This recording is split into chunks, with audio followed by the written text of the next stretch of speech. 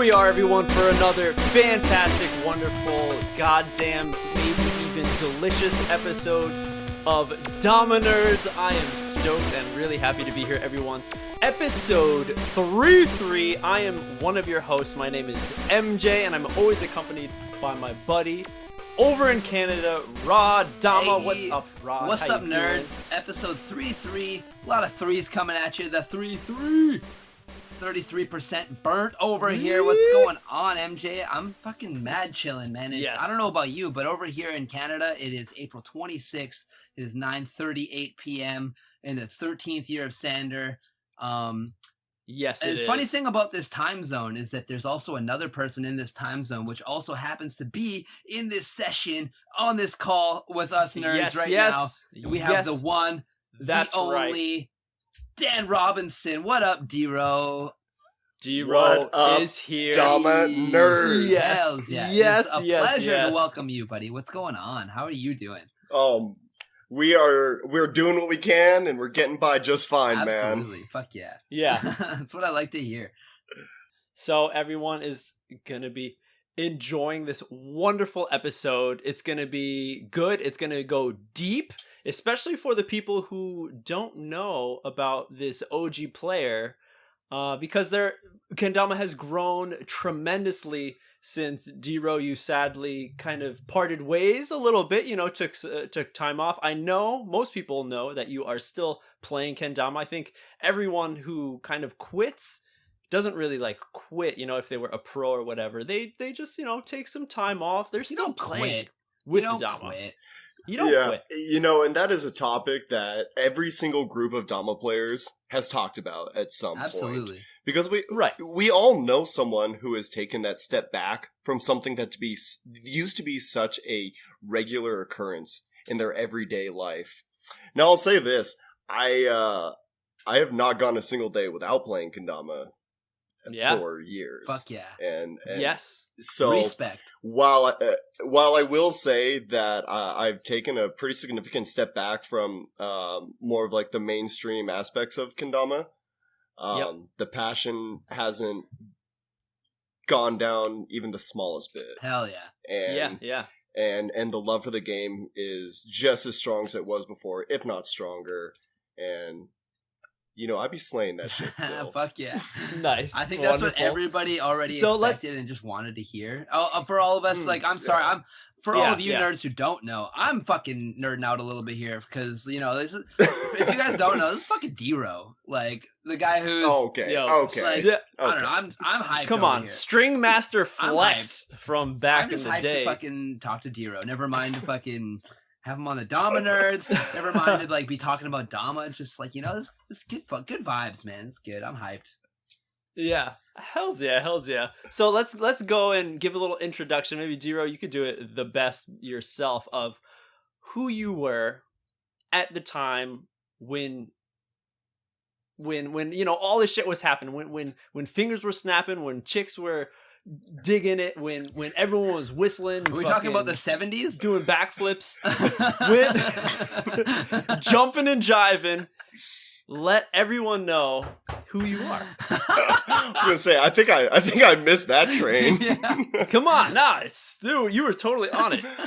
Well, just to kind of give everyone a little bit of insight into my Dama background. Because that's what the Dama nerds want to know. They want to hear about the Dama. Right, we go history. We go history. We want to share this deep knowledge with other people. I started playing Kendama back in August of 2010. Hey, I started the same way that a lot of other people start, is a bunch of my friends were playing Kendama, and I kind of just got roped into it. Now, truth be told, I was actually extremely resistant to Kendama at first. It seems like a lot of people were like that. I was very much like that, and I don't know if I was just being I just kind of wanted to be different and not do what all my friends were doing, just kind of being a little dick like that. But whoa, I don't know. There were that many people playing Kendama around you? Not enough for me to want to be different, for sure. Yeah, you were kind of you were in a hub where there was a lot of growth going on with Kendama at that time. Were you not?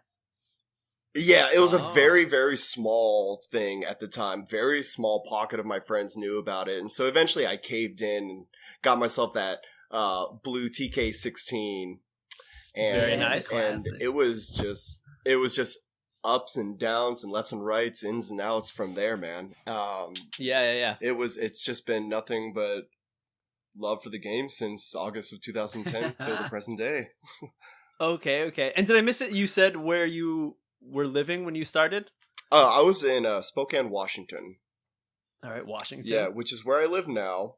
And okay. I lived here for most of my life, except for about 3 years that I lived in Colorado. Mm-hmm.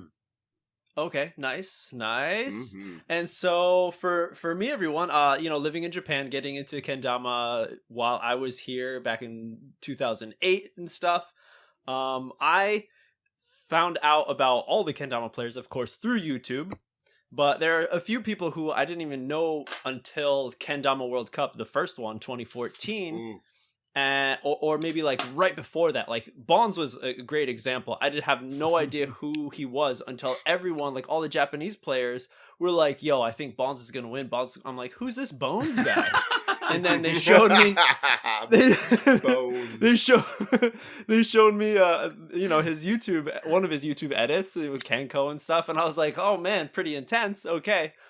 But still, with D-Row, with you, like I didn't have an Instagram until like pretty recently, so I wasn't on that. Would only get edits and see people through YouTube, and then even when you found out about different companies, some of them didn't have the greatest site for showing off their whole team roster, Mm-hmm. But Daniel Robinson, you were a big part of Kendama Co, short for what was that? Company? No, it was just Kendama Co. There was no company. It was just the Co. It was really just the Co. And like, I thought, I just want to interject real quick. Yeah. You're talking about like the time of like bad websites and shit. There was never a worse website than Kendama Co.'s website. I just wanted to throw that out Oh my god, brother. It was... If anybody ever tried to order from there, if you're very interested, like use that rewind internet tool and go look at it, because good lord, it didn't change day one till the day it closed. I don't think it changed once. Minus what was on it. Extremely simple. Like it was like whoever was learning how to code, they just like left it at that. Like bare From what I heard, I think it was maybe Lex or Sam, one of the owners, like had actually coded it themselves. Right. Yeah. To the best of my knowledge, yeah. Yeah.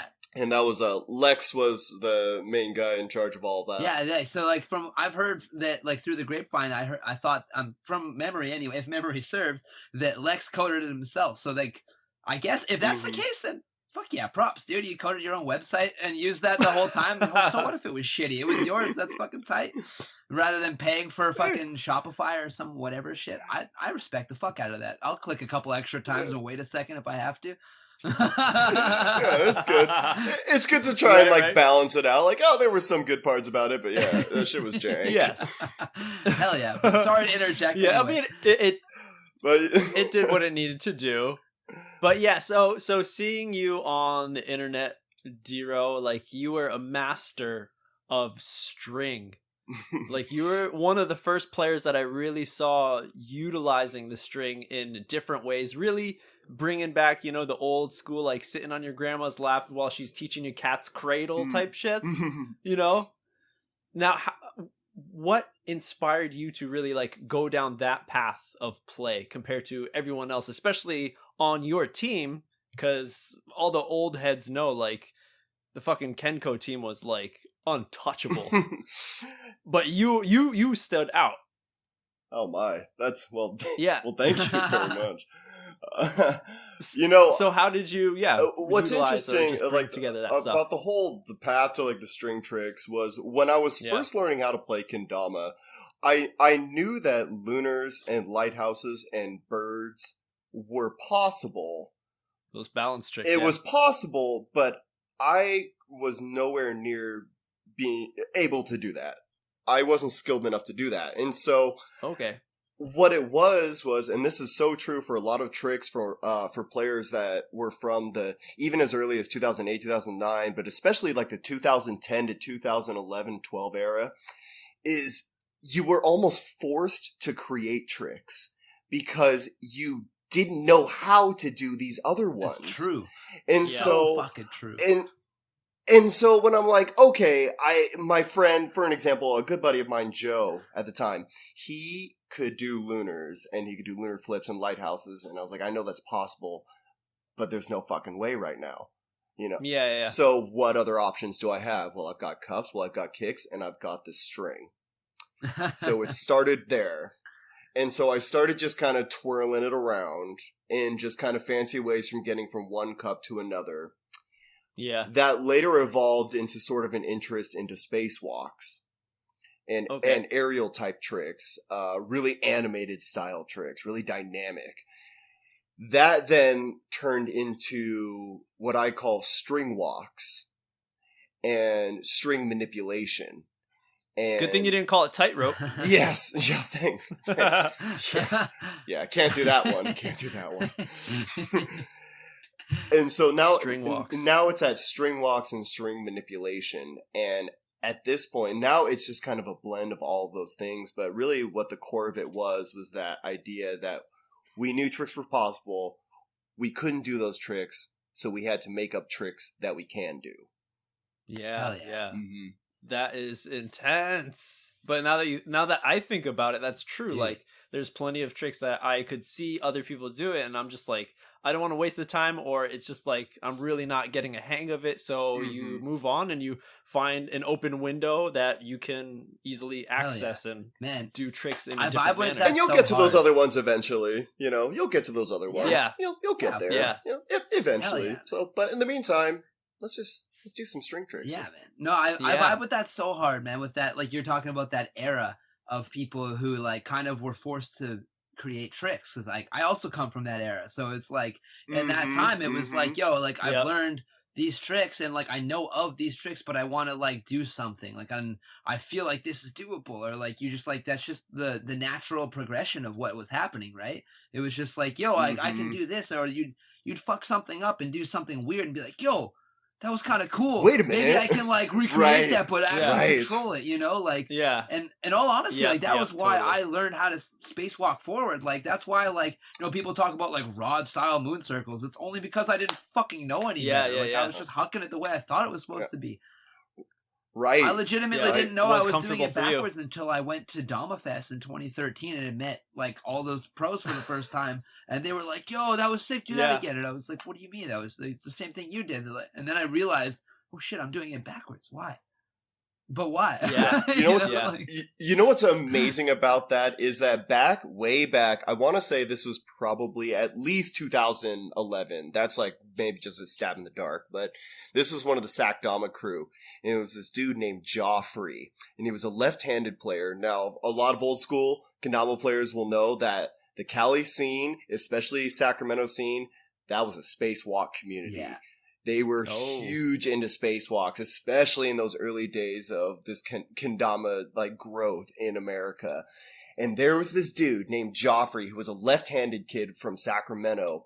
And I learned this from Chris Doe down at the Fulken Kendama Kendama event. Fucking shout out Chris Doe. I fucking missed that guy. Chris Doe. Missed that guy. Dude. I haven't heard that name in a while. Shout you out, buddy. I missed you. Continue. Oh my, yeah, absolutely, Christo, my guy, Christo. Thanks for letting me stay at your pad this one time. So Christo tells me that Joffrey one day he was like, "Yeah, I just learned how to do baton, or as a lot of people know it, tornado," and he starts doing it, and he's actually doing a butterfly. Oh, and he's like, "Yeah, I finally figured it out," and they're like, "No, dude, that is not." A tornado or baton, but that is something completely different.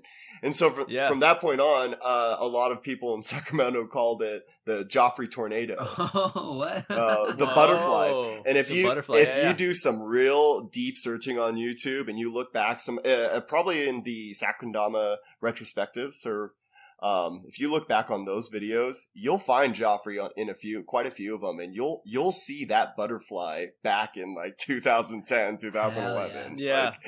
And it's just one of those, it's a prime example of how in that era, you just stumbled across something, just like you were saying, and you created something that you could do. Yeah, dude. Yeah. That's so sick. fuck. So to put it in perspective, everyone, this was like way before whirlwinds were like a normal thing that you do, like almost learning it in before Earth that turns. was like such a thing, like where fucking whirlwinds in 2010. A whirlwind was a fucking banger, dude. That was like, I don't even know what to compare it to now. Like there isn't a trick now that compares. Like it's just a completely different like whole attitude about it. Yeah. Everything. Yes. There wasn't a like you can do anything attitude about Kendama back in those days. We none of us were that optimistic. Not a single fucking way. No way. That shit was slick as fuck, and it took you weeks to break it in. Sometimes you get like a real shitty one, and you're just like, oh fuck, man. Like, yes. Oh, it goes down to definitely like how much was out there that you could play with compared to what is out there now, like variety.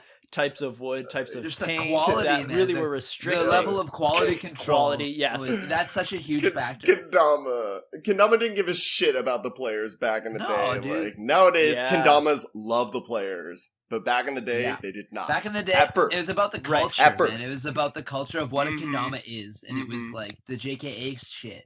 It was like, you have to do a 2-turn airplane. You have to earn it. That's where it came from. And yes, you have to use our Kendama. Yes. Yeah. I'm sorry, did I stutter? And the Kendamas like, dude. You got, 2 tries left. Like 10 seconds, go. Right. You know, that era was just such a challenging era. Yeah, dude. For Kendama. It was so challenging. And always an uphill battle. It was always uphill. And it wasn't really until you really put into time that the Kendama started showing you love back. Yeah, man. And I think that speaks a lot of volume into Kendama culture as a whole. And while I think the aspect of challenge is something that is always going to be in Kendama culture, I think there's different levels of challenge. And I think there's different ways that you can view challenge. And I think that from a lot of players that started in that early era, they view Kendama challenges a little differently than people who are starting Kendama with these more advanced Kendamas, who view challenges a lot more differently than how old school players view them. And so it's always interesting for me to see people who have been playing for even, let's just say like 5 years even. That's a pretty significant amount of time to put into anything. Yeah, it's big. Yeah. And that's enough time for you to see growth. And that's enough time for you to get perspective from people before you and after you. And it's just so crazy to see how that definition of challenge changes from each generation of Kendama player. Yeah, it definitely goes hand in hand with the evolution of the Kendama, the tool that we're using. Yeah. Mm-hmm.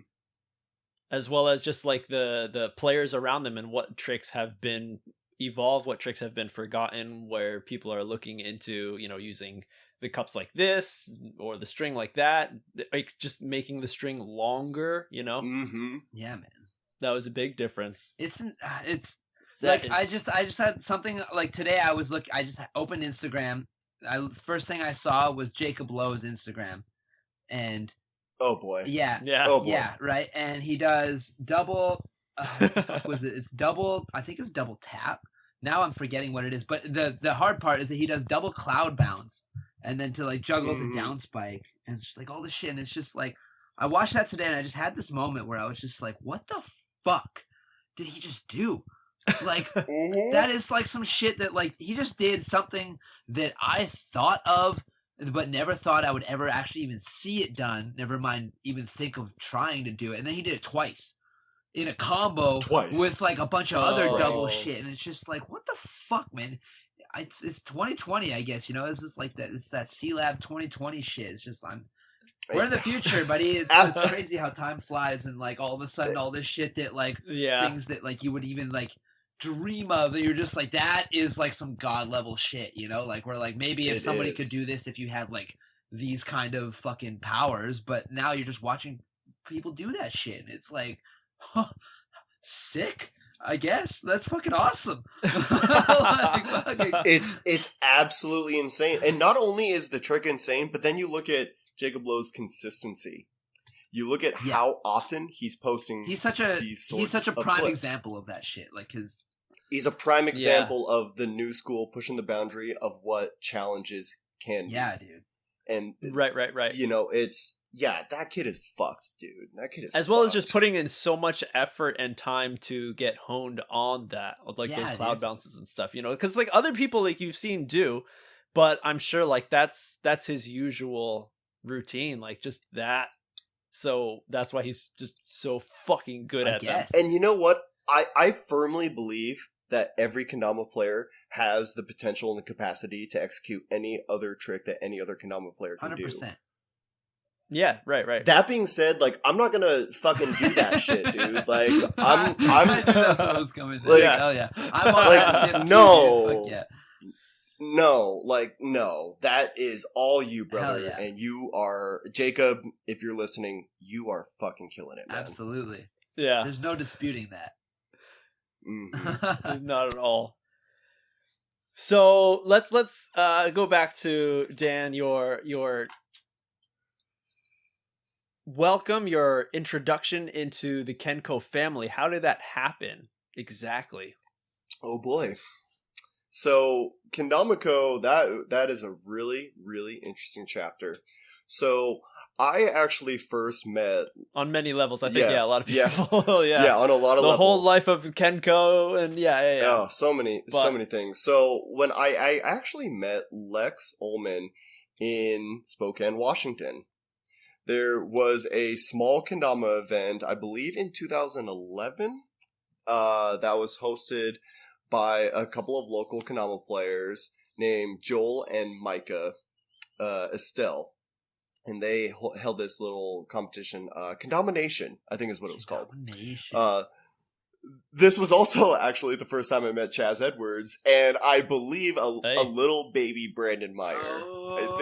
Okay, maybe he was like, I think he was like a little fucking baby at the time, but I think he was there. Hell yeah. I don't know about that, but I think it was him. Anyway, so I met Lex Ullman at this event because Hunter Bailey was also at this event. Whoa. And I was also there with another local Kendama player named Drew Sanger. I'm sure most of you know who Drew is. And then, so that is how I first met Lex. And for everyone who doesn't know, Lex later went on to become Lex, the owner, CEO, Lex creator. and Sam Ullman were the two owners of Kendama-ko. The brothers. Yes, the brothers Ullman. The brothers Ullman. So that is how I met Lex, and basically what it was is we did the Kendama competition, had a good time, and as often happens with Kendama events, there was a big after party, which was at my place. So, all right. Lex came back, we chilled, and he spent a day or two over at my pad with me and my roommates, and Hunter was there, and it was a really good time, and that was my first real introduction to Kendama-ko. Okay, was Kendama-ko a thing at that time? It was an entity? It was. It was established at the time. I think it had been operating for probably like 2 years. At the time, probably something around that ballpark. Cool. Yeah, if the event was back in 2011, I would say that was probably about 2009, 2010. Yeah. Yeah. All right, and what had them decide to ask you to be on the team? Did you ask? Was it other people that were on their team that was like, hey, let's get this guy on here? What's interesting about that is it was a very long process, actually, for sponsorship, especially just back in the day. That was a different time for sponsorship. So initially, when I was pursuing a Kendama sponsorship, I actually tried out for Kendama USA.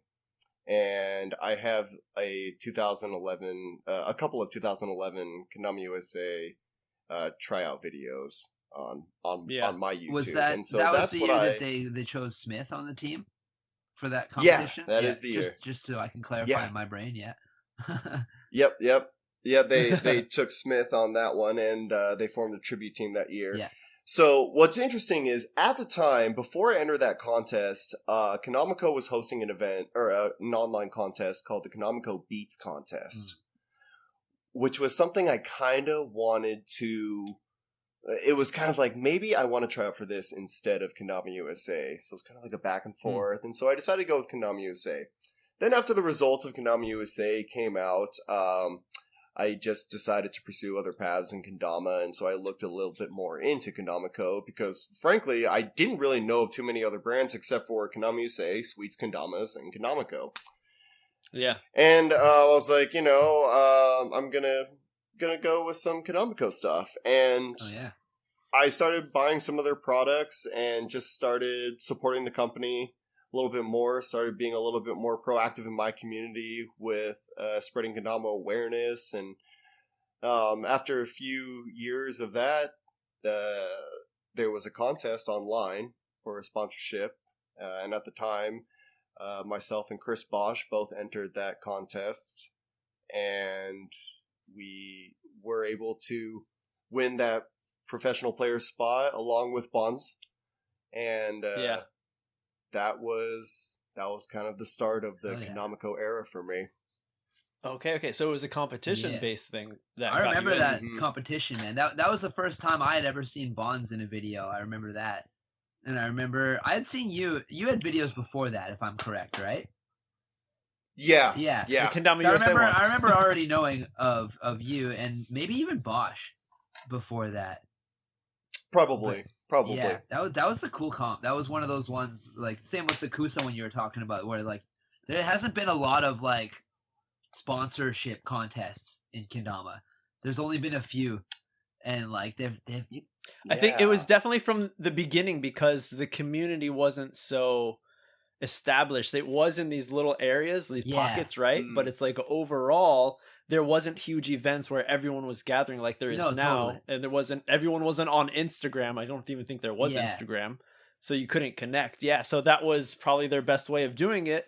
Put out, YouTube contest. We'll look at all the entries and choose who we feel is the best. Totally. Mm-hmm. Yeah, and I mean that was what Kendama was back then, though, right? It's like if you were playing Kendama, you were either hanging out with your friends playing Kendama, or you're filming a video to put on YouTube to show the rest of the community what your Kendama was, kind of thing, right? Yep. Like, right. Yeah. Right. Hell yeah. Man, so how did you feel or how did you know that you won? Was it like an email before they announced it, or was it the announcement? What were your feelings? What were the first few kendamas? Did you get like a crate full of kendamas, or was it only like a drip of like 2 or 3? You're like, what the fuck? Well, so, the people listening to this, like, they are going to fall for any bullshit here. So,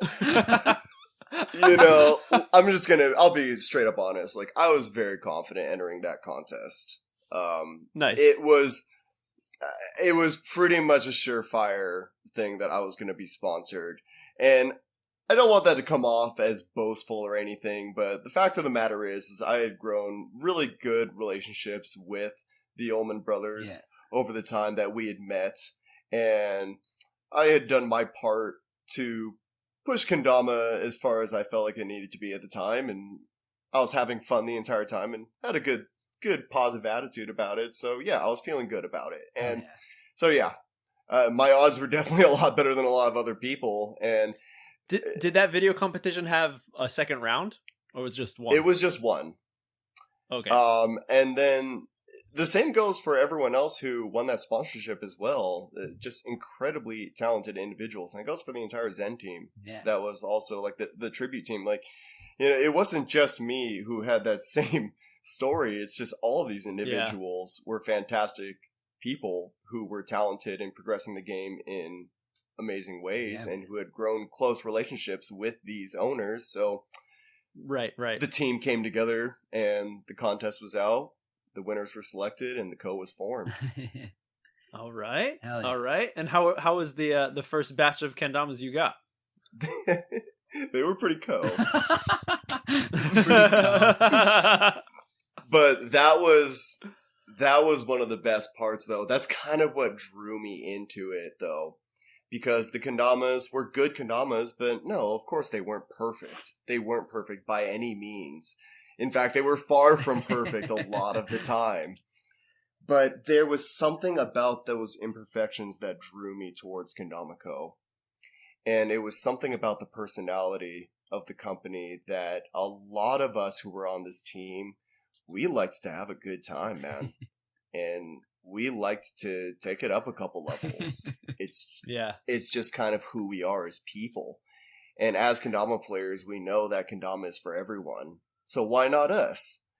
And that mentality was just so like hypnotic to me, man. Like I just was drawn to that. And it was as that sort of kind of took over my Kendama perspectives, I was just so drawn to that persona of like, Kendama can be anything that we are, and we are a rowdy group of talented motherfuckers. Yeah. And it was almost hard at times to like separate myself from that totally engulfed Kendama personality, but the coach just had this way of kind of roping you in with their don't give a fuck attitude, but here's a really, really good Kendama trick. You know? Yeah. Yeah, our Kendamas are a little jank, but it was those imperfections that drew me towards it. Which is funny because, like, in reality, back then, everyone's Kendamas were a little jank. It was just the Ko was honest about it. Is what it felt like. Right. And you know, I just loved that. And I loved how the Ko embraced people of those almost kind of, I wouldn't say go as far as saying like outsiders, but just the rowdy ones. The riot makers. You know? They embraced that crowd, and a lot of those people are some of the finest people on this earth, deep down at heart.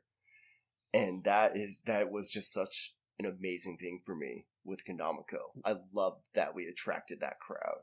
I loved it. Hell yeah. Like almost like the misfits, the underdogs, in a way. Exactly. Yeah. And it's like, our video quality sucks, and sometimes our Kendamas aren't the best, but you know what? We're going to put out some really fucking good content. Yeah. Hell yeah. And we're not going to fake who we are. Right. So were all of you guys in the relatively the same area? Everyone on the team?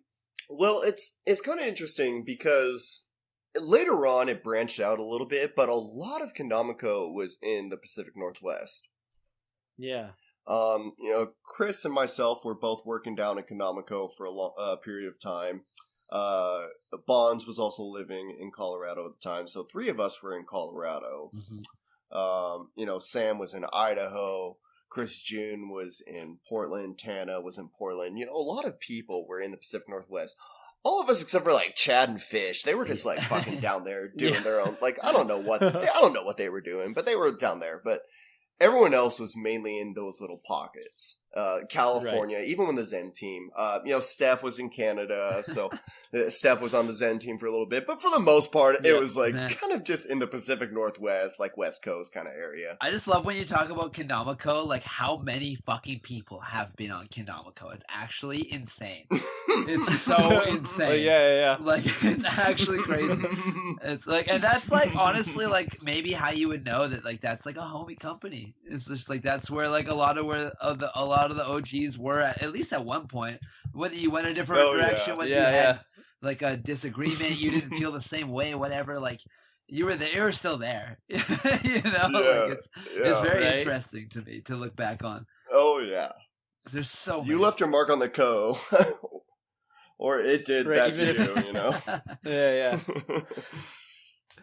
So who was choosing the players? Because in the end, like I was saying before, that was a pretty intense roster that you had on your team. So was it just the 2 brothers who were owners who were choosing everyone? And did they play a lot of Kendama on their own? Yeah, so Lex and Sam Ullman were the 2 owners, and they had ultimate say in whatever direction the company went, from the day it started to the day it ended. So they were the ones in charge of choosing all of the players. And they didn't grind Kendama, but they could play Kendama. Yeah, they knew what to look for. They knew who had potential to go further. Yeah, in some aspects I'd agree with that. That's very, very nice. And you said you were working there for a little bit. Yeah, I was working there for about 2.5-3 years. All right, nice. What were those times like? Good, just fucking playing Kendama. I remember there was a few edits, the Kenko edits. Yeah, those are legendary. Yeah. There's the nerd homework for this fucking episode. Go check out. Do you have a favorite shop edit? Is there a number that you specifically like that sticks out in your mind? First one that comes to mind. It's like a good one. Recommend everyone to check out. They are all just pure gold. I know that. I will say this. If you want just sort of a crash course insight into what the Co was, watch Shop Edit number 10. Beauty. There you go, everyone. Shop Edit number 10. Shop Edit number 10. That is a crash course into the Co. That is just a great visual representation of what that company was. Hell yeah. Yeah. And I guess it was the Co for me, and I've told a few select people this perspective, and I'll share it to you, my fellow Dama nerds, that Kendama Co was one of the single best and worst things to happen to me in Kendama. Yeah. Both sides of the spectrum. Yes. Hell yeah. It was intense, man. It was, you're living your dream. You think of literally what you want to do for the rest of your life, and you are getting paid to do it.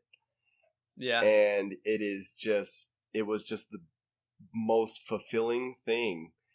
And I got to experience so many things because of that company. I got to travel. I got to meet fantastic people. I got to get a lot of firsthand experience in business and understand management and manufacturing, distribution, inventory, etc. I got a lot of valuable perspective from a lot of different people from various levels of the industry.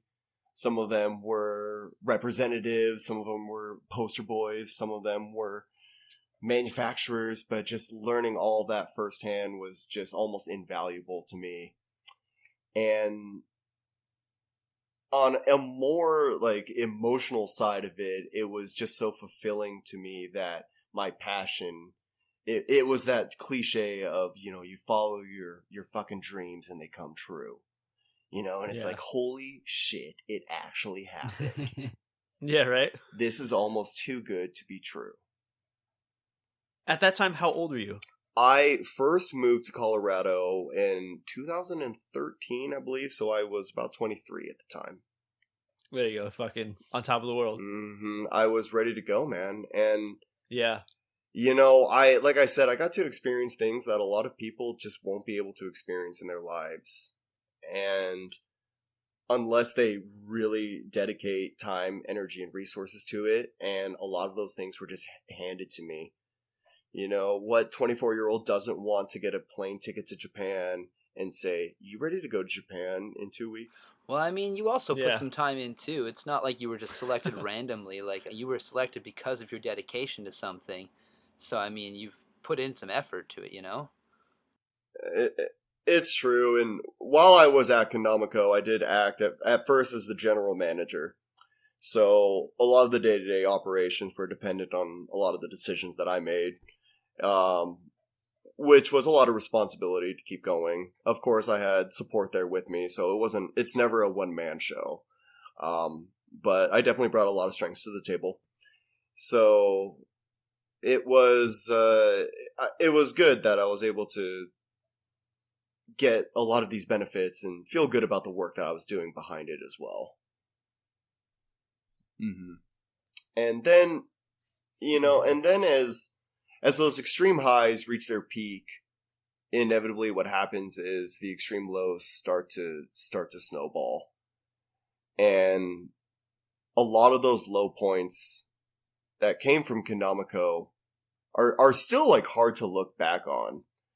Because the long and short of it all is take all of what the fuck I just said, now pour a lot of gasoline on it, and light it on fire. And now you get to start over from scratch. And that is what the extreme low was for me. Yeah.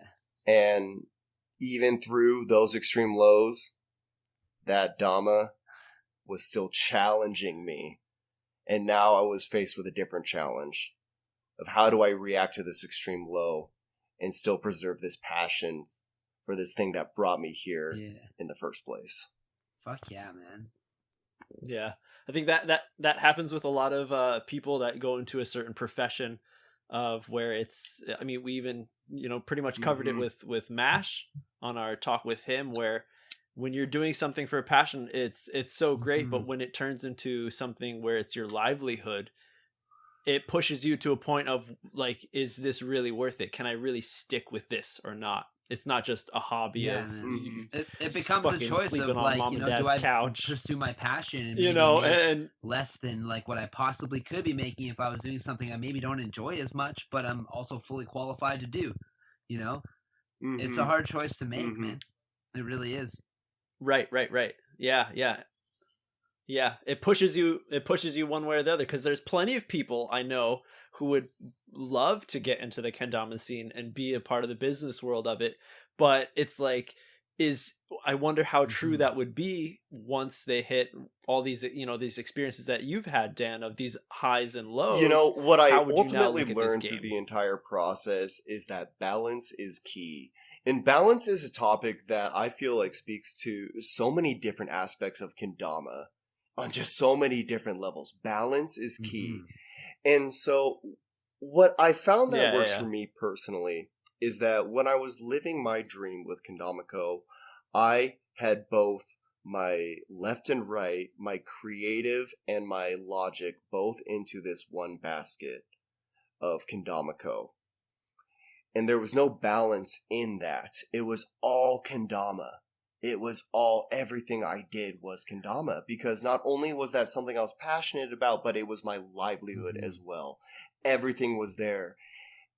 And in some ways, that obsession with kendama, it made me lose sight of a lot of different things in my life that I wouldn't be able to look back on until later on, because I was sucked into Planet Kendama at the time.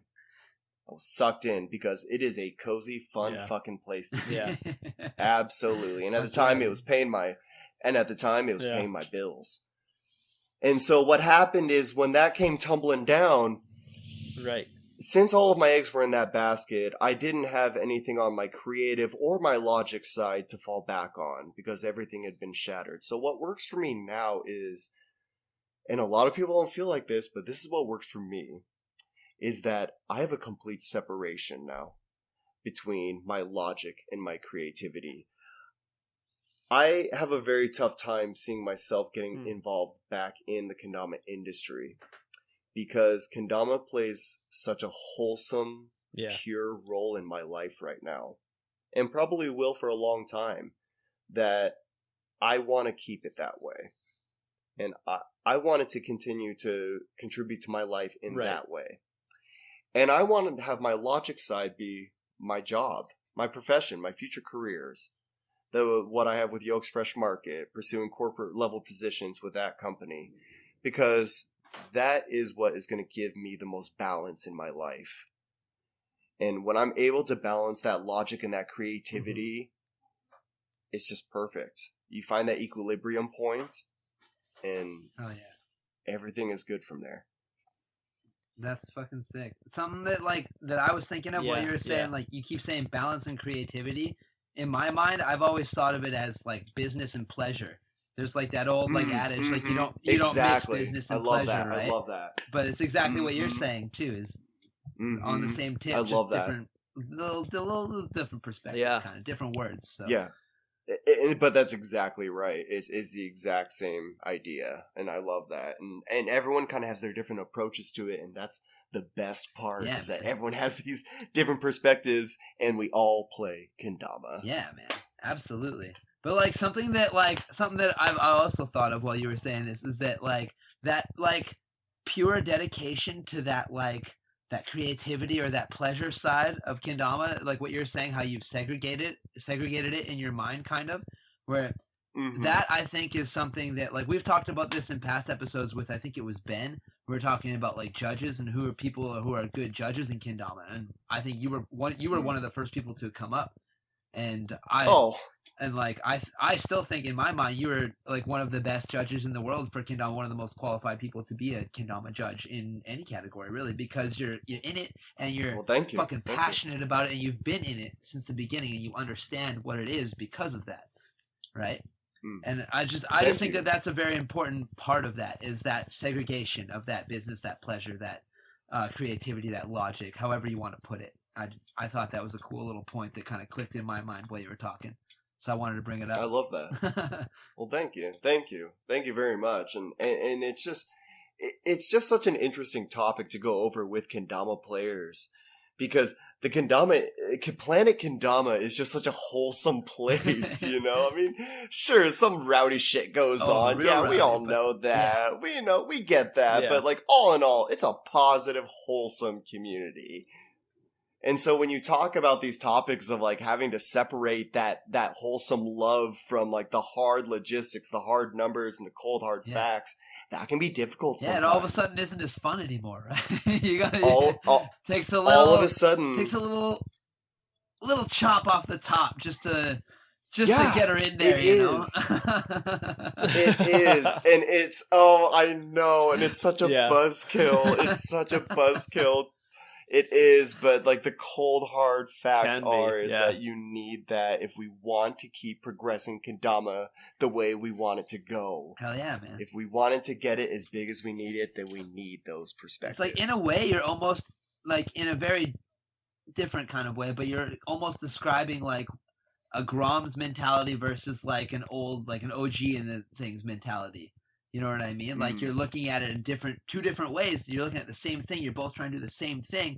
But, like, one is new and is just, like, super fucking stoked and doesn't know anything except for I just want to do this fucking trick and just tap, tap, tap, tap, tap, tap, tap, tap, tap, tap. You know what I mean? And the other guy is just, like, already done all the basic tricks and is just like, yo, fuck your caps, dude. Check out this 3-turn airplane. Yeah. I can do it every try. Fuck you.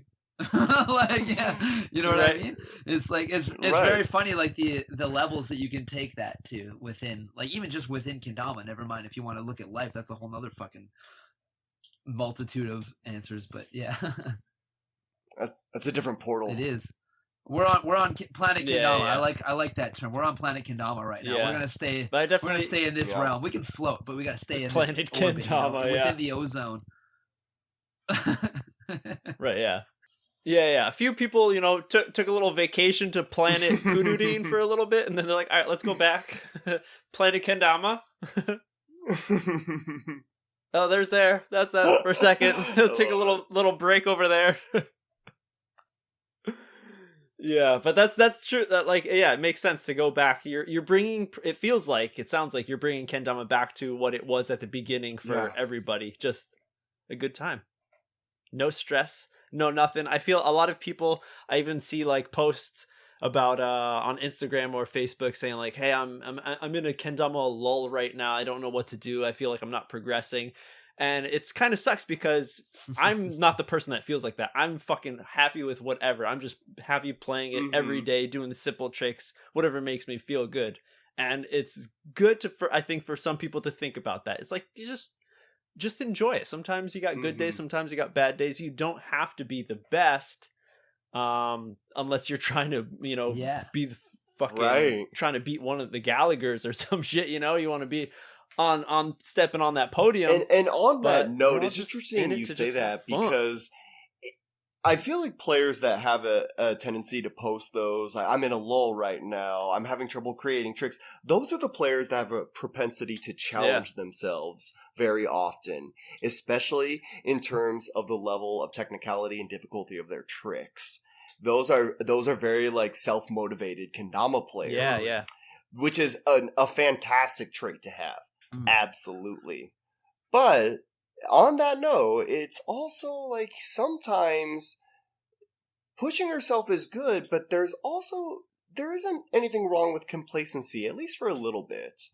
There's nothing wrong with being okay with where you're at in Kendama for a little bit. Fine-tune a couple of things, and you'll find during that fine-tuning process, you'll probably stumble across some fucking new thing, some new trick. You'll be doing some regular like 1.5 switch or fucking handle slip. It'll sling and you'll be like, oh fuck, I could do that all the time. And it's like, there you go. It's like you were saying before, man, the balance. It's all about that balance. Yeah. There's always fucking good days. There's always bad days. There's always like that time where you fucking spike the hardest trick you've ever done in your life first try.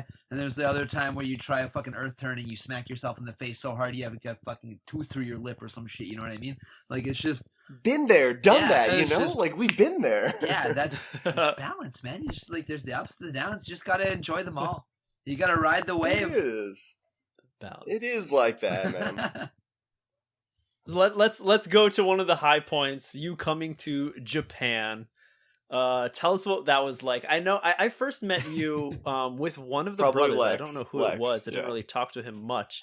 It was at Chrome's party that they were having for the debut of the Vikings. They came to Japan. They did a tour. Mateus was there. It was so, Phil, Torquil, and at one of the parties, like, we're just after the demo, bunch of people were hanging out at an izakaya, and we stumbled in almost like towards the end of the whole party. Like, there's Diro, and some other guy who I didn't know, and then somebody said, "Oh, that's one of the owners of Kendama." I was like, "Oh, okay."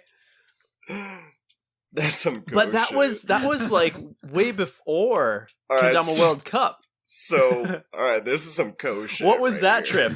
So it actually, the whole story starts back in the United States, in Colorado. Friday night, 5:00, I'm clocking off for work. 2 hours later, Lex Ullman sends me a text message that says, "Are you ready to go to Taiwan on Monday?" And I said, "What?" And he said, "We're going to Taiwan on Monday." So long story short, we were going over there to meet with a manufacturer. On our way over to Taiwan, we stopped over in Japan, and we had a 1-day layover in Japan. So we ended up in Shibuya, Tokyo, and we had caught word that Chrome was doing this little party over in Shibuya, Tokyo. So I wanted to go over there and say, like, what's up to all the Chromies. So I was like, okay, cool. On a 1-day layover. So, like, well, let's make the best of this. Yeah. We're just, like, jet-lagged as fuck, like, just trying to find American shit. We're just like, fuck, okay, whatever. So we end up in Shibuya, Tokyo. And we are lost. Very lost. We are trying to find Nobu's 430 shop, which is like a fucking sliver your first in time a is not wall. so easy. Like, that's tucked away. So, yeah. Truth be told, we were wandering around Shibuya, Tokyo for about 2 hours, about as long as that party was probably going on, of where you guys were. So we're wandering over the streets trying to find Nobu's shop, and we end up walking into a cell phone shop, and the dear sweet lady is just trying so hard to help us, printing us out maps, giving us like highlighted routes and stuff, giving us bottled water so we don't fucking die, like just like stuff like that, like. Just two dipshit Americans wandering around, just like clearly day drinking, like just like some highlighted maps, some bottles of water. Get out of my shop, just please. Like, basically, we're trying so hard to be polite. We're just like buzzing, like fucking, like okay. So we look at the maps, and of course the maps are all in Japanese. So we're just like, oh, maybe we go down this road, and that doesn't help. And so like, God, she was being so sweet, but it doesn't help. Yeah. And, right. So eventually what happens is the sun is starting to go down, and by that I mean it's down, it's dark, and we don't know where we are. And so randomly, this Japanese gentleman is on the corner, and he sees me playing Kendama, and he looks at us, and he says, "Kendama party." And we said, yes, we are looking for a Kendama party right now. This dude walks us down to Nobu's shop. And we are like, whoa. We are like, this is great. We are finally here. Oh, I love it. Except Except, and it's like, happy ending. Wrong. No one is there. Yeah, they already went to the izakaya. They're gone. Yes. Yeah, of course. So they're gone. Right. Okay, so now it's like, okay, fucking part number 2. Yeah, the sequel. So now, somehow, we end up on a train to somewhere. We end up in a restaurant, and there we are united with the fellow Dama homies. And literally, as MJ said, the last 20 minutes of this party in true Ko fashion. Yeah. But you made it. You were there. But we made it. And all on a 1-day layover on your way to Taiwan. Yeah. That is fucking dedication, and that's awesome. Yeah. Hardcore adventure, and all just to be released right here for everyone to enjoy. Yeah, fuck whatever. Nice I'm not gonna go out of my way. I'm gonna go look at some things. Maybe I'll get some. Stay at the hotel. No, you guys fucking sent it. Yeah. You fucking made it. Yeah, no. You fucking met a lady in a shop who was willing to fucking print you out a map with a highlighter. That's awesome. It was, and there's just something so exhilarating about being so completely fucking lost. Dude, it's one of my favorite feelings in the world. It's just being lost. I love it. It's just so exciting. And just being anywhere. How could you can't put a tag on that, man. That's a good one. Yeah, that's a good one, boys. What year was that? So that was your first time in Japan. That was back, I think. Correct. That was so just for the one day. Maybe 2014. Okay. Mm-hmm. Yeah. But before the World Cup, yeah. So that was my first time. Okay. Right. Mm. Yeah, so it was before that went down. And then you came over. Yeah, you came. Me, with Chris, and Bonds many of your teammates. 2014. Yeah. You were ranked pretty high in the first World Cup. How was that? Got 4th. What was... No, I wish. No, I was at 11. Oh, okay. Yeah. I thought you were right behind Akimoto-san, or maybe I'm thinking of Ace. I wish. Maybe one trick away from 10 for sure. Hell yeah. I've done the math. Crushed it. I know. You crushed it. I remember you crushed it. Thank you.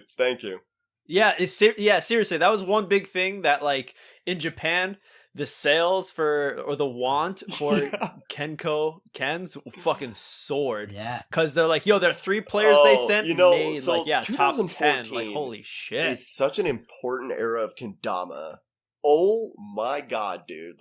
2014 is a huge era for Kendama. It was massive. That was the creation of that tiny ass snowball that turned into the massive. That is a huge year for Kendama. And when we went to the World Cup for the first time, so for everyone, as a lot of fellow nerds know, the Co, we didn't exactly get along with a ton of other companies all the time, but we were civil. We all had a good time. We all loved each other. You guys were all homies. There's beef once in a while. We're all homies. Yeah. Homies.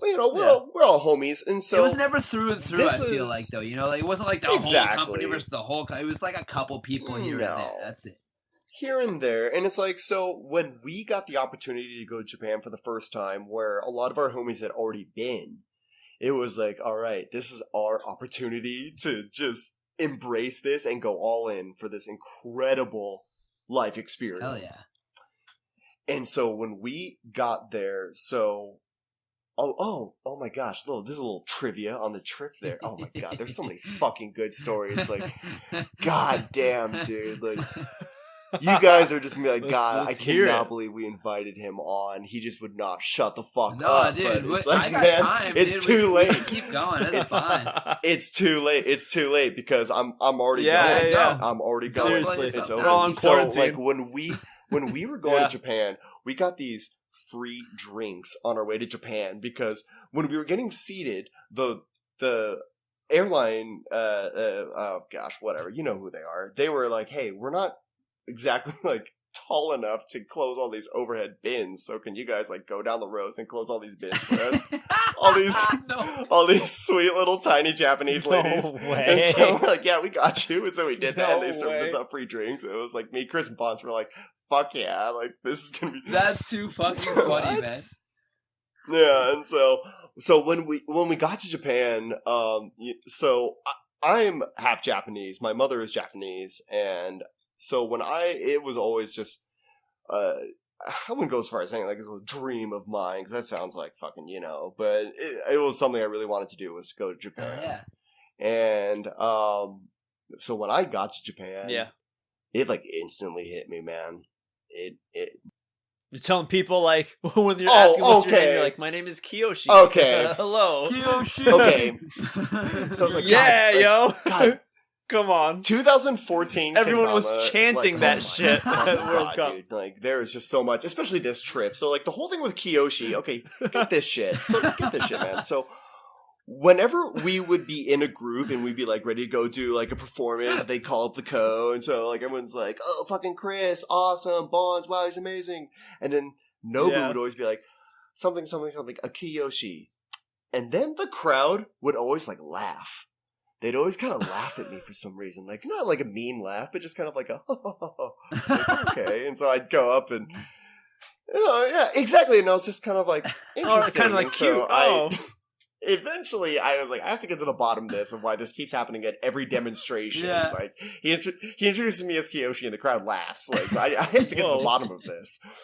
So I think I ended up talking to Yuka or maybe like Tomotsu about this, but they were like, well, basically what it is like Kiyoshi's kind of like an older name.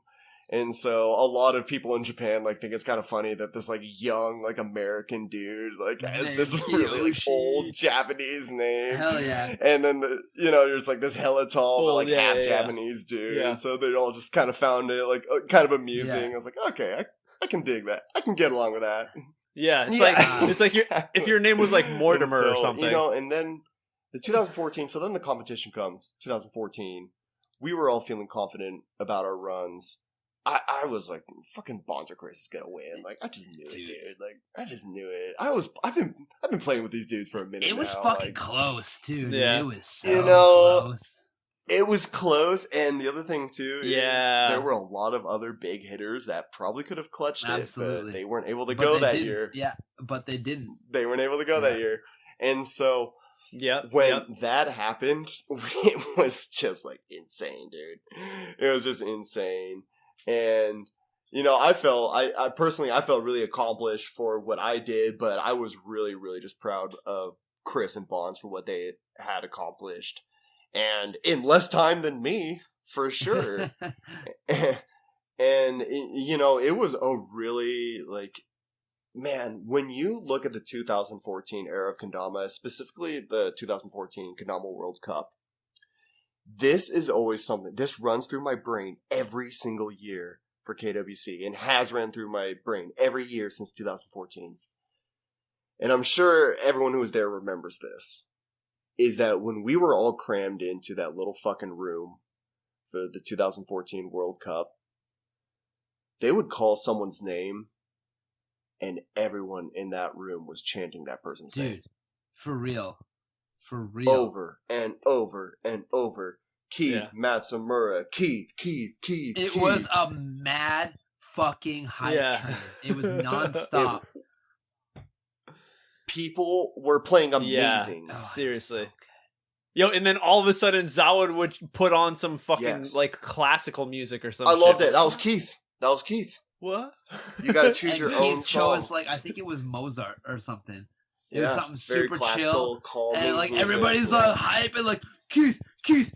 And then it was just like, oh, no shit.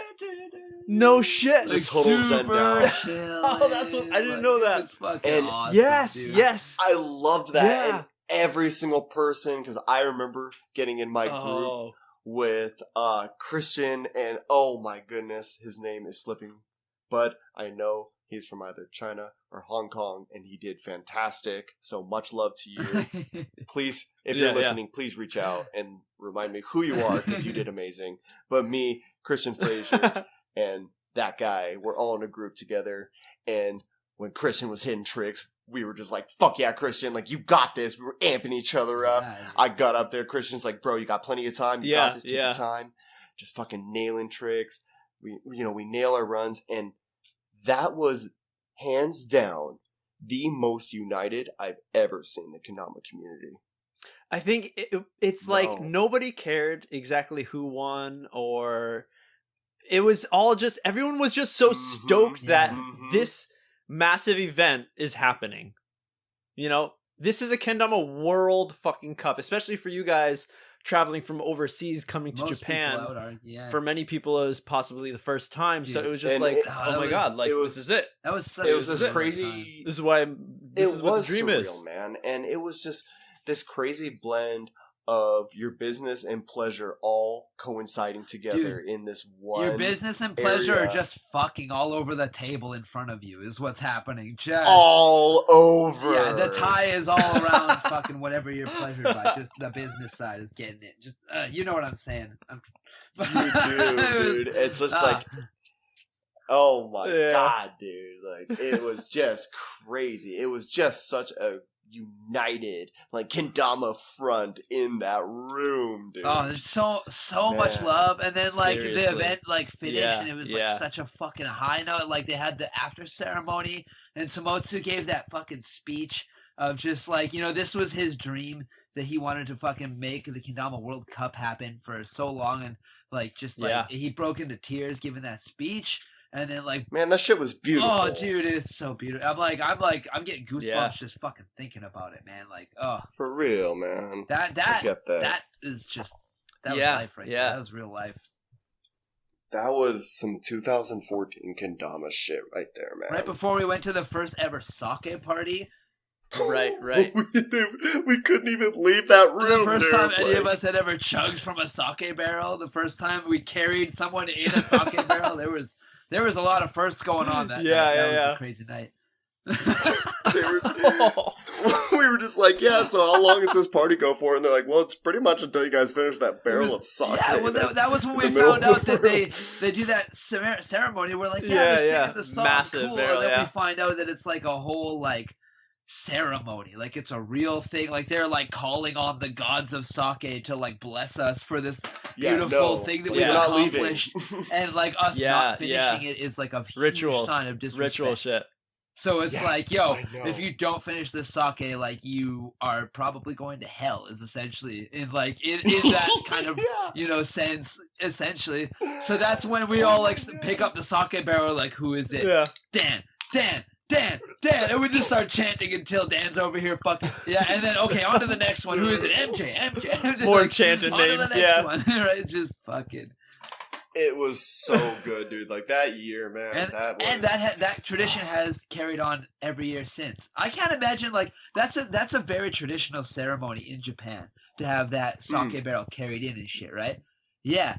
I can't imagine how many of those parties don't end that, where they're trying to get them to finish it. How do you finish it otherwise? They must have way more people in the Kendama community, I guess, because there's no other way. I get that. Or just maybe more adults, because we got a lot of people. We got a lot of people that don't drink also. So that's I don't think many people just lift it up. There's six Japanese homies having a birthday. Oh, okay. And they just fucking can we get another barrel, please? We'll sing this song ourselves. Don't worry. I brought a hammer. I can open myself, bud. Oh my gosh. Life-changing experience, man. Yeah. So did you stay? You stayed after the Kendama World Cup? Yeah, I was able to stay for probably almost a week, I would say.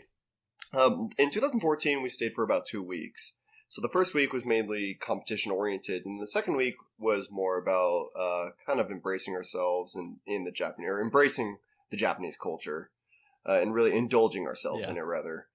And that was really, really great for me. Because being of Japanese descent, it really resonated with me a lot, being from a place where a lot of my ancestors were from.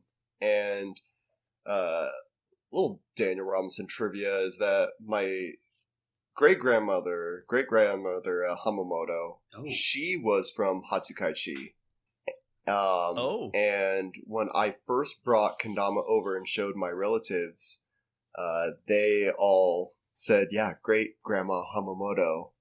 She was really, really good at Kendama. No way, that's epic as fuck. Oh shit. And I was like, And I was like, really? And they go, oh yeah, she was incredible at Kendama.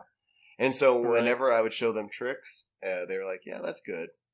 But and that is the truth. In fact, the first time I brought a Kendama over to my mother, who is Japanese, first time I brought one over to her, She looked at it and she goes, Daniel, you know you used to have one of those back when you were in about 3rd grade. And I was like, what? No, I did not. Because I was like, yeah, I definitely would have played with it. And she's like, no, you just didn't ever really play with it. So I'm not really sure what happened to it. Yeah. So you got a Sega Genesis. Exactly. And so I gave my mom looks at my Kendama and she goes, give me that. And she looks at the Kendama and she looks at me and she goes, I'm gonna find my chi real quick. She closes her eyes, finds her chi, pull up spike, first try. And gives it back to me and she goes, I haven't played that in 50 years. So you just remember where you got those skills from.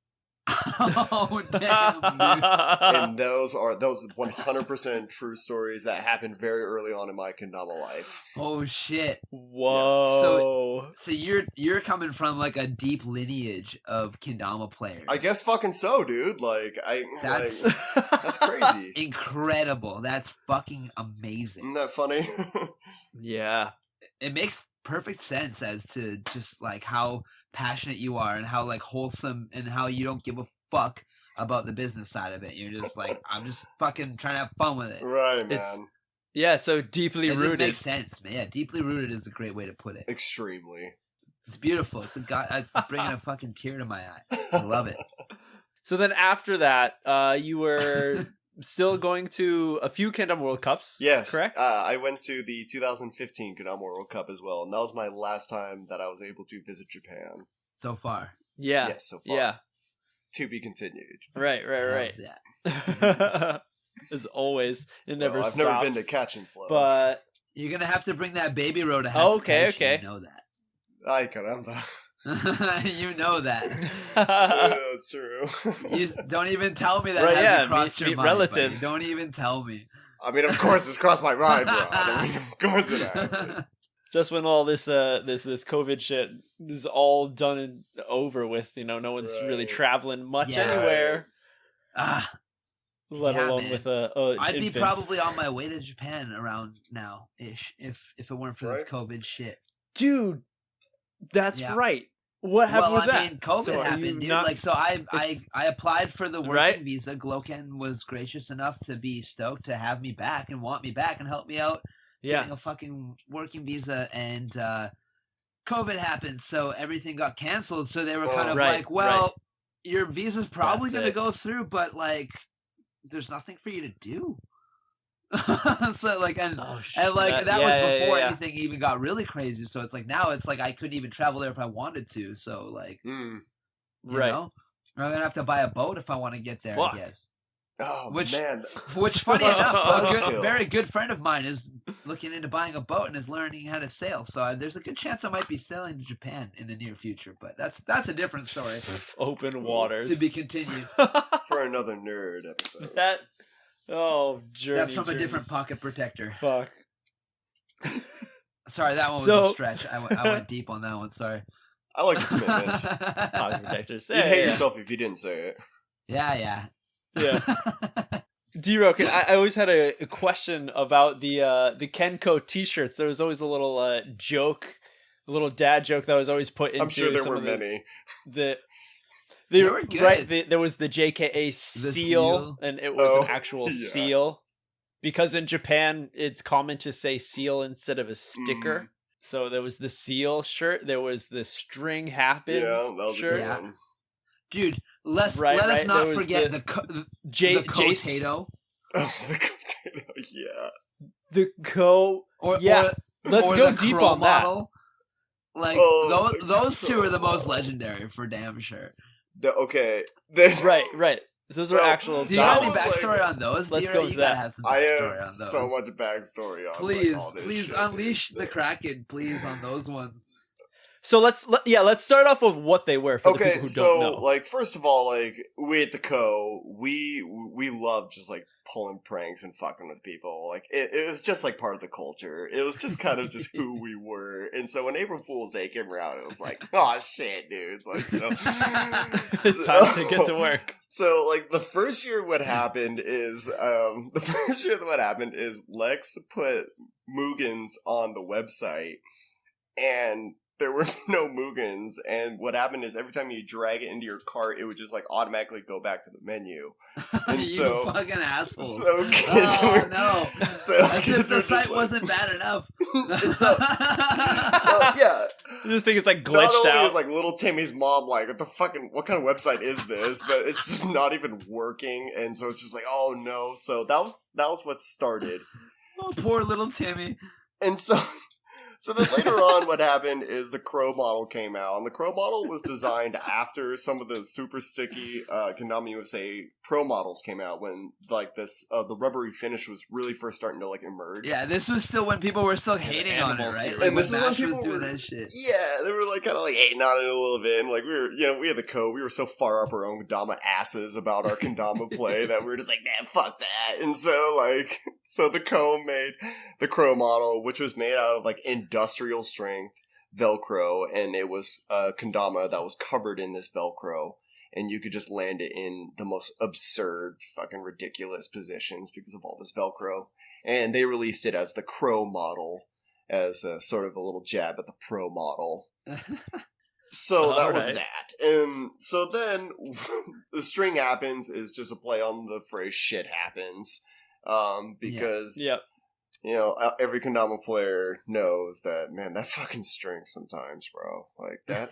Dude. Yeah. That's a classic, like, Alex Royce quote right there, actually. Royce will fucking say string happens. That's like, and it happens, it's just, man. it's just like, oh, man. He's one of those ones that embraced that one fully. So. That's a full Royce quote at this point. If you really need something to knock you down a peg, it's the fucking string. Like, really. It's true, man. Like, it's so right true. when you think you fucking figured out how to get that goddamn ball on the goddamn stick, it's just like the string is just like, the great equalizer. I'm looped right around your phone. Fuck. Yeah, exactly. So then, like, the JK seal was made by some local artist. I never really met the guy, but yeah, obviously a play on the word seal with an actual seal, the animal. T-shirt, which I actually thought looked pretty cool. It was a great shirt. Yeah. I actually never got one, and I regret it. I wish I still had one. If anybody has one, hit me up. I want one. Yeah. Oh yeah. Straight up. Oh yeah. And so I got trades. You got trades. Yeah. Oh, for the record, like, yes, I do have most of these T-shirts. Still, I've saved almost all of them. So hell yeah. Yeah, I've kept all these. Of course, I'm not going to get rid of that shit. So you still got that the J Sticks and chill? I don't have that one. that one came a little bit later on. So then we chill. That is a later version. We released the Kotato, which, truth be told, we were kind of scrambling. We were kind of slacking on like the April Fool's joke, and so we were like, "Yo, let's just like put a fucking potato on the website and sell people potatoes." Yeah. Like, the but you funny... guys actually, I was gonna say, you actually sold potatoes, right? So we did that, and we put in the description, we were like, "This is a russet potato," and we sold like 3 or 4 sacks of potatoes that day. I'm not even kidding you. And so this a single potato. And this is like the fucked up part too, dude. Like, so at the Co, so Lex was like very, very. He was like, "Yo, just like put the potato in the bag. Like, doesn't matter if it get like smashed up or anything. Just like put the potato in the fucking box and just put it in there." And we're like, "What about the super glue service that we offer?" He's like, "We'll leave it on. If they want super glue service on their fucking potatoes, and that's what they're gonna do." Super glue the fucking potato. So all day long, we're getting all these orders for it's like super glue service on our potatoes, and so Chris and her are like, "All right," and so we just start putting a bunch of fucking super glue on potatoes and sending them out to the kids, and so. Whoa. So like, so fucking funny. I've never heard the super glue part before. That's amazing. So we do this. People weren't expecting to actually get it. They're just like, "Oh, what the fuck ever." They're probably going from the money. When you're putting the super glue on the potato, did you just like dab it like you would a spike, or did you like draw some shit? Like, did you get like a brush, with it, or were you all business? Well, when it comes to super gluing things, like I know the technique and I stick by it. You know? So imagine the spike is about a third of the potato. Oh my god! So you just put 2 tubes of super glue in every potato? Okay. Well, I mean, the number is irrelevant, Rod. The point is, though, if the customer wants their potatoes super glued, I'm going to give them excellent customer service. I can respect that. I can respect the fucking the tip. So yeah, we did that. So as was the case for most of the shit that the Co did, we got a lot of mixed reviews, and so we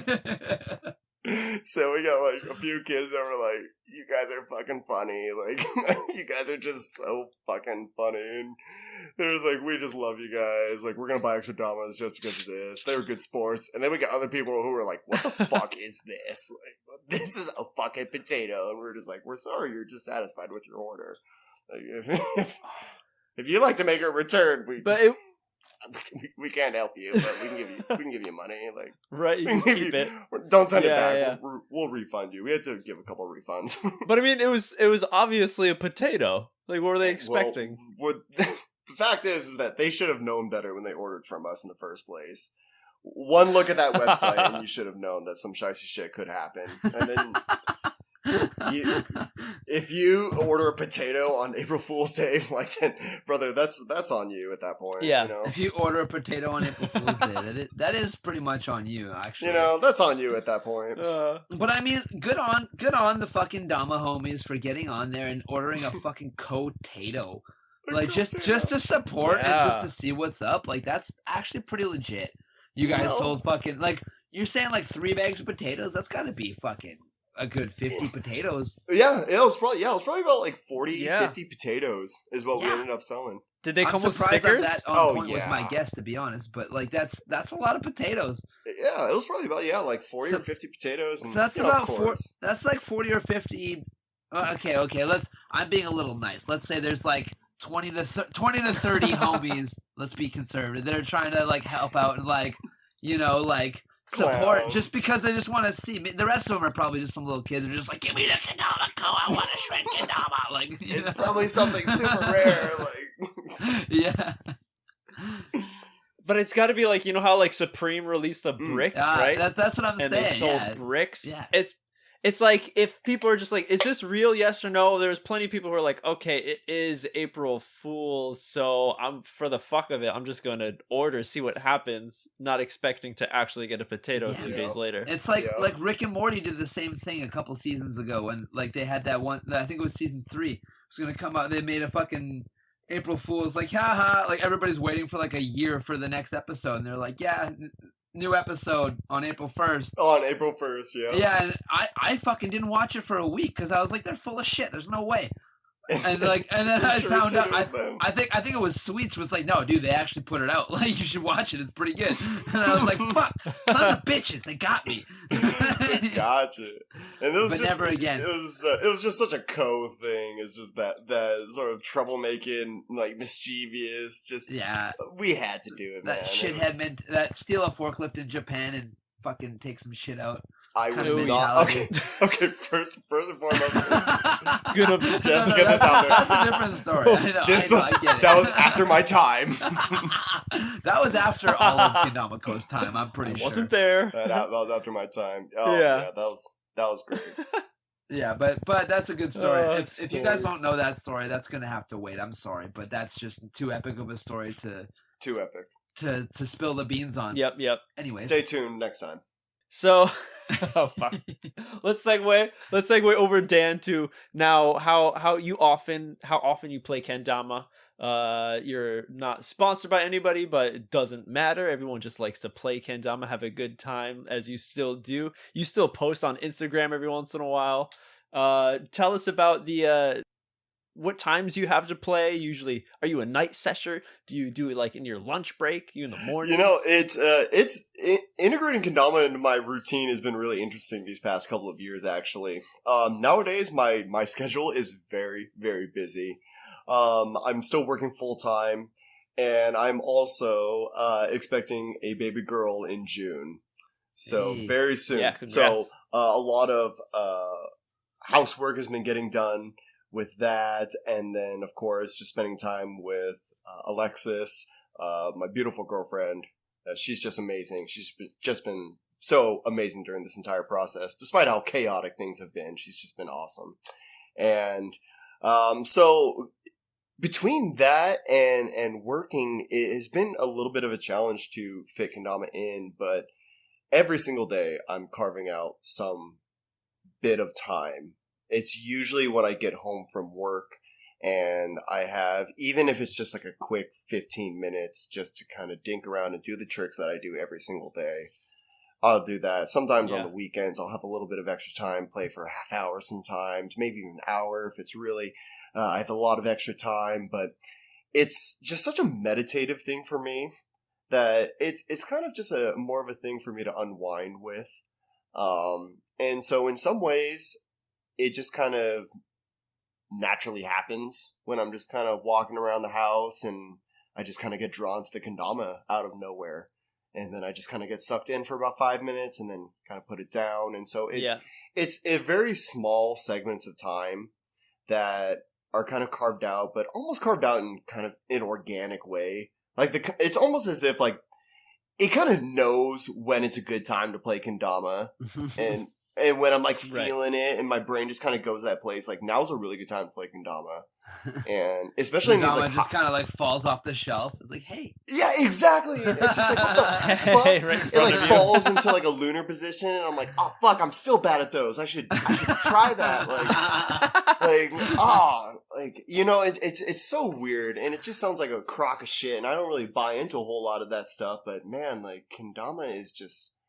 It is hard to put into words, man. It's hard to put into words. It's something else. It's something else. Fuck yeah, it is, Betty. It really is, right?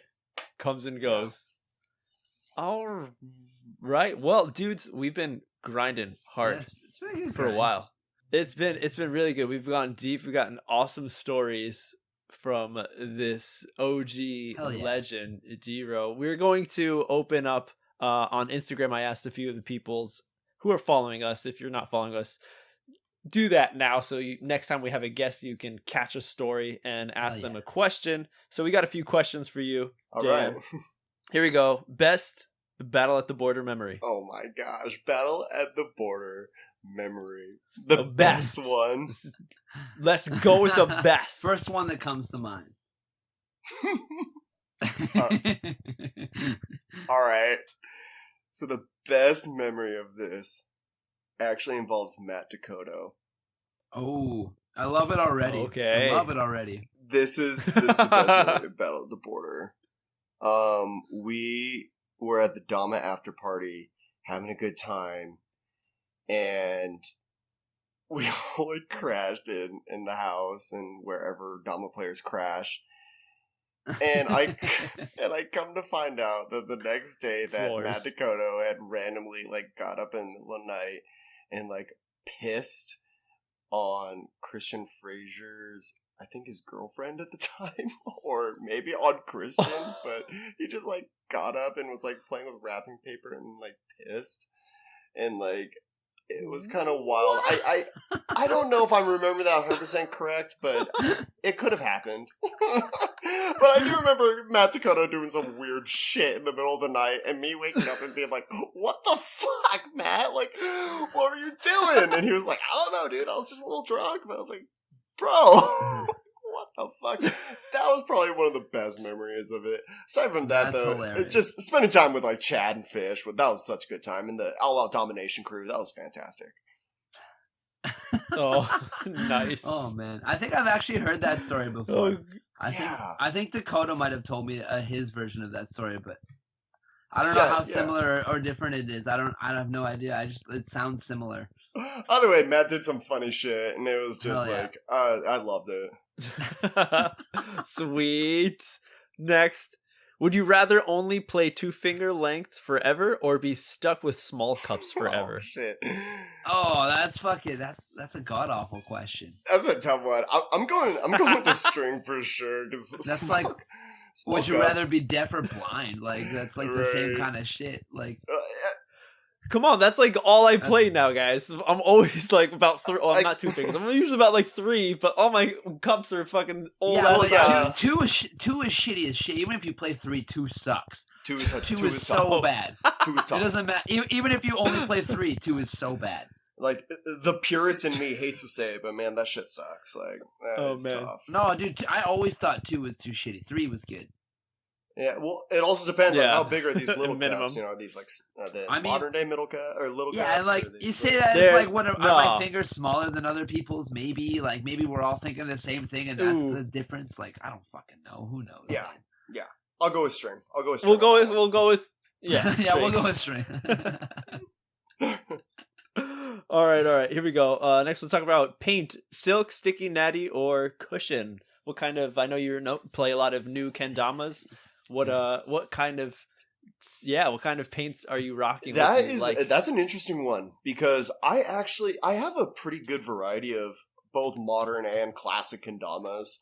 I really dig a lot of just those extra tacky surfaces. The game is in a different place now, and so it's time for us to embrace those changes that the game has happened. So that being said, I really like the Kush from Sweet's Kendamas. It can get a little dicey on lighthouses once it's beat to fuck, but overall it's good. You can't go wrong with those classic glossy sticks either. Those seem a little bit more manageable on the lighthouses to lunars, but sometimes it'd be a little dicey with the stilt. It's a little give and take with everything. Honestly, there is something also about just a really well beaten natty. Man, like that, there is just something about just landing a nasty perch combo on a natty. There's nothing better, dude. Oh, yeah. Man. And just when you pick it up and that shit is just birdie as fuck. Oh, man. It's just like... When you feel it, you just know. You just know. You just look at that shit. It's like grimy and like... you like flip it out and you hit it on the burn. You're just like, oh, you're here. Oh, hello. Right? Yeah, we're going to hit that bird again. And again. And again. Ultra birdie doms. Nice. Yeah. So there you go. So you're pretty much all around. What about back in the day? Were you all about the Zen paint? Was it the was it the yellow Uzi? I remember some of those old school, like the Zen stripe natties. I remember at the Sue Lab, me talking with Sue, I'm just like, how the fuck are these things so grippy? Like, it's a natty. What the hell? That my preference in Kendama changed a lot throughout the years. So at first it started with, you get JK paints no matter what. Like, it doesn't fucking matter. Like, it's gonna, like, I don't care what you like. You get JK paints. Ice. Yeah. So you get the Uzi. The Uzi seems to be a little bit better for lunars, blah, blah, blah. So then you move on, and then it's like the natties, tried and true. You get that shit all nice and juiced up, and it's like, man, this shit is just as sticky as a beaten Uzi. So then you move on to Kendama, and it's like, oh, Gur Kendamas are good because they're not sticky at first, but if you beat them in enough, they get really nice and sticky, and of course, the classic natty is good. And again, we just had this, like, we were on our Kendama high horses where we were like, we don't want to play with those ultra sticky Kendamas, and so we didn't really fuck with any of those. And so then, you go on, Kendama changes a little bit, you start to realize the game has changed a little bit, you realize there's more potential for different tricks and different avenues for tricks, so you start fucking around with some of the stickier avenues, and it's like, well, fuck yeah, I kind of like these now. And so, the path kind of changes as time goes on. It's kind of changed for me. And nowadays, I pretty much will just pick up a Kendama and, whatever it is, I'm sure it's got high points and low points like every Kendama. So, yeah. Right. You just utilize the high points of that Kendama do exactly. Kendama is a Kendama. And to be honest, like, out of all of those, as far as Kendama play and style goes, I'm really more of like a spike, like go for spike kind of tricks. The balance is like I can pretty much land a lighthouse on whatever, like most Kendama players, like I'm cool with whatever at that point. I mean, even those crazy old fucking weird skinny ass like little like spike like this long like weird fucking Kendamas, you can always lighthouse one of those.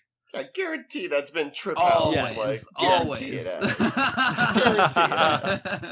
It might not be as easy as like, like just pull up lighthouse on like whatever a modern Dama, but like you can do it. Oh yeah, hands down. It's always there. Lunar is a different fucking story. However, oh yeah. This last one is a more of a request than a question, but string edit number 2, please. Oh, can I second said request? Is this something? I'll say. Is this something that's been on the mind? I'll say this about String Tricks number 2, is that I have really yet to find myself in one of those lull moments of Kendama. And to bring it back to one of the first points that we ever brought up to the table was that I haven't stopped challenging myself with Kendama. And especially in the area of string tricks. So I'll leave it at that. I like that. Okay, all right. That's a great answer. I like that. Right. Well, fuck. Is dude. that all of the? This is that all the Instagram questions? Yeah, that was it. Question I've been waiting to ask. Those are all the good ones. Yeah. I was hoping it was going to be in the Instagram questions, but I guess I'm the only one this nerdy.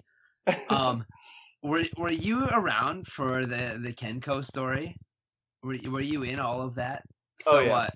Would you is there anything you would like to talk about? Any favorite story? Anything just in general on that you'd like to touch on? Because I know that the KenCo story was kind of a big thing where it was kind of pushed and then people didn't know when it was just like the Roots tour video, the second one that just didn't come, and it was it was here but it's not here, and nobody knew, and then all of a sudden it's there.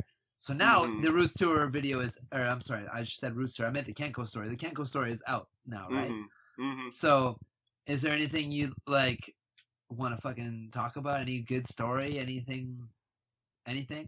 You know, the KenCo story. It was published way later on, which is kind of neither here nor there. It kind of just got pushed back for kind of a number of reasons that they just kind of kept coming one after another. So it got pushed back. No one really wanted it to, but it did. And that tour, man, was incredible. That was just such a good time, man. That was the first time I met Bonds. And that was a really, really cool experience meeting Bonds, meeting, my fellow teammate, this guy who I just won the sponsorship contest with. And, I got to travel there with Chris. And him and I were playing Kendama together a lot of the time. And so it was really cool for us to get together, and then, Hunter was there, and a few of the other homies joined later on the road, and then it was a good time, Gus, and, ending it at the battle in Seattle, and this trip all the way there was just all of these stops where it was just, such a trip where we knew we were getting to a stop, but it wasn't really mapped out as to where we were, sleeping that night. Important thing. So a lot of things like that. So had to take care of some of that. Had to do a little bit of damage control there. But, all in all, that was just an incredible experience where we got to tour around on this vacation. Getting to tour around Montana and Washington. And even parts of Wyoming were cool to drive through, and Colorado, it was just an incredible experience, and it's something that a lot of people don't really get to experience, because it's not so much that we were going around and playing Kendama with a whole bunch of people. It's that passionate, like-minded individuals were come together to share that same passion with each other.